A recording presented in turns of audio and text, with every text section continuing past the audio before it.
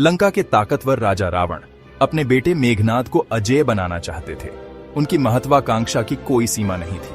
वो खुद भाग्य के धागों को नियंत्रित करना चाहते थे। उन्होंने एक साहसी योजना बनाते हुए आकाश की ओर देखा।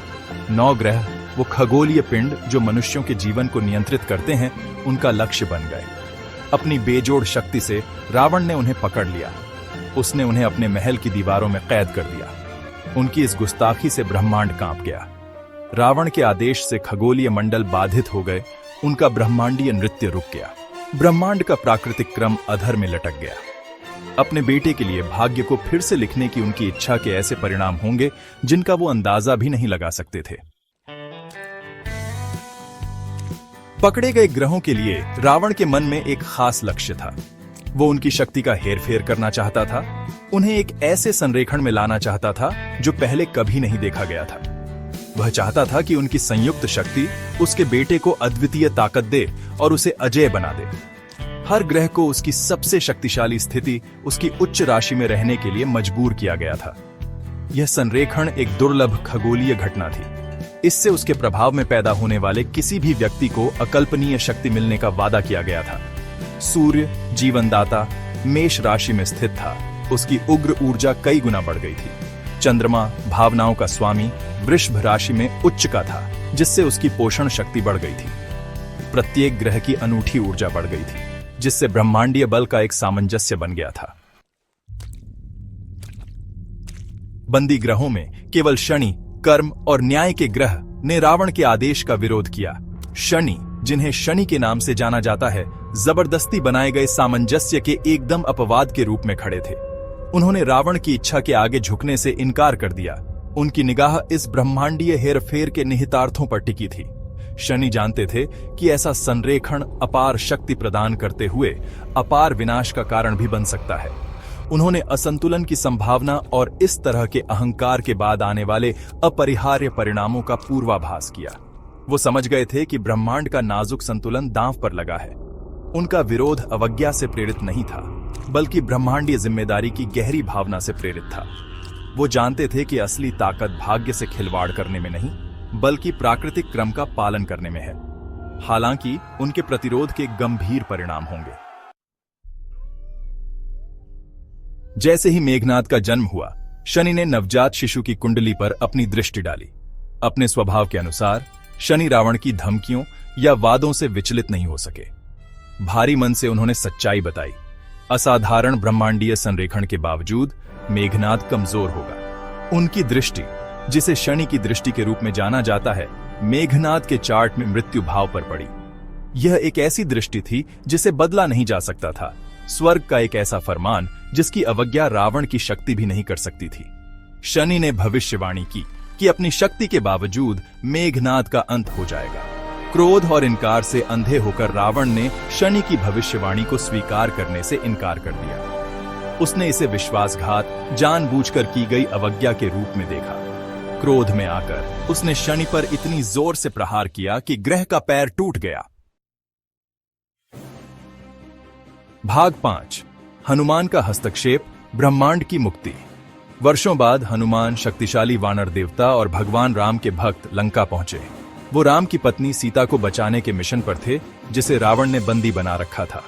हनुमान ने कैद ग्रहों को खोजा। उनका प्रकाश मंद पड़ गया था। उनका ब्रह्मांडीय नृत्य बाधित हो गया था।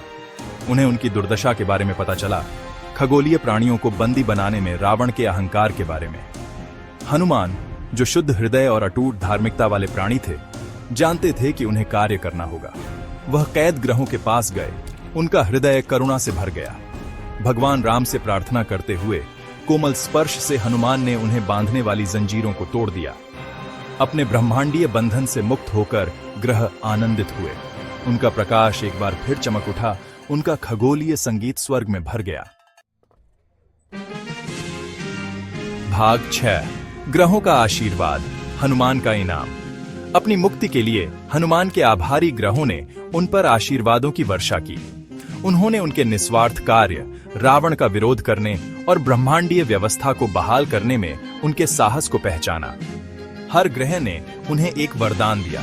सूर्य ने उन्हें दीर्घायु और जीवन शक्ति प्रदान की। चंद्रमा ने उन्हें दयालु हृदय और मानसिक दृढ़ता का आशीर्वाद दिया। मंगल ने साहस और शक्ति प्रदान की, जबकि बुध ने उन्हें बुद्धि और वाक्पटुता का उपहार दिया। बृहस्पति ने उन्हें ज्ञान और समृद्धि का आशीर्वाद दिया।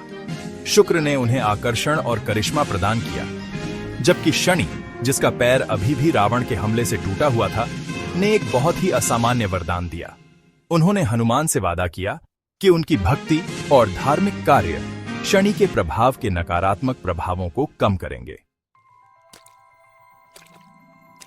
भाग 7।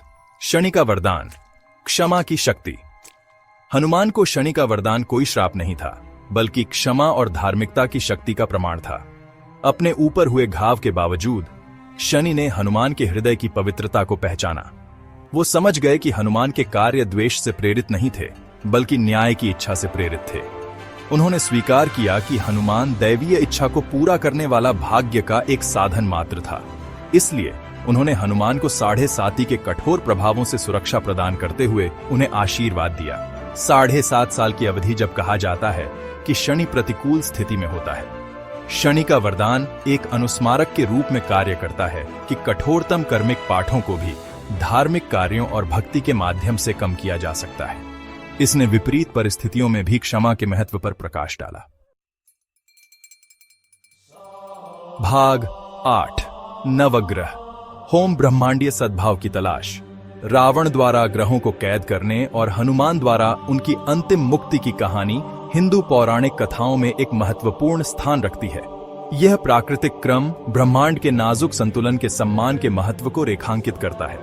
यह इस बात पर जोर देता है कि व्यक्तिगत लाभ के लिए भाग्य में हेरफेर करने का प्रयास अनिवार्य रूप से दुख की ओर ले जाता है।